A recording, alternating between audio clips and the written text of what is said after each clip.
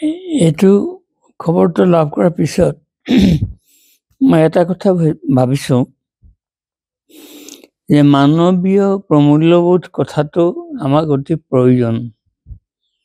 সেই মানৱীয় প্ৰমূল্যবোধৰ আধাৰতে আমি আমাৰ জীৱনটো অতিবাহিত কৰিছোঁ।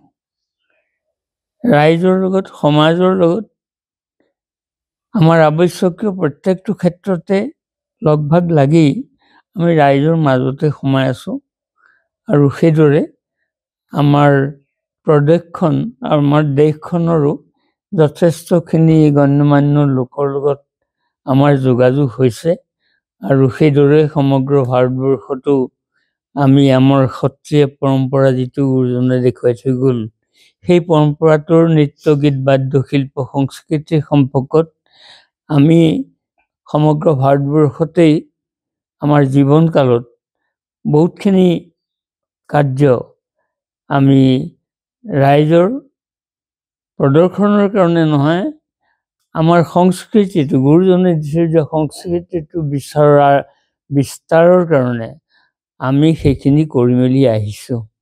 আৰু এতিয়া শেহত এই খবৰটো পাই এটা কথা অনুভৱ কৰিছোঁ যে আমাৰ জীৱনটো সাৰ্থক হৈছে।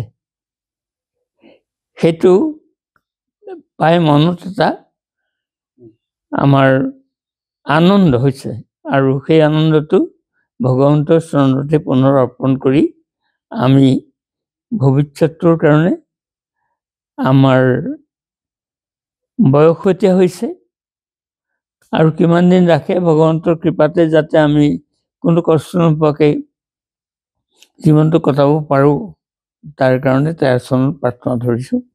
আৰু আমাক সকলো প্ৰকাৰৰ সম্পৰ্ক ৰক্ষা কৰিবলৈ ৰাইজে য'তেই মাতিছে, যি কাৰণে নামাতক আমি সেইদৰে গৈ ৰাইজৰ লগত সহযোগিতা কৰিছোঁ আৰু সেইটো মহাপুৰুষ শংকৰ গুৰুজনাৰ কৃপা, তেখেতৰ আৰ্হিটো আমি সত্ৰত থাকি সদায় সেৱাৰ থলীখনৰ জৰিয়তে আমাৰ নিজৰ ব্যক্তিগত সেৱাও আমি দেশবাসীলৈ আগবঢ়াই আহিছোঁ।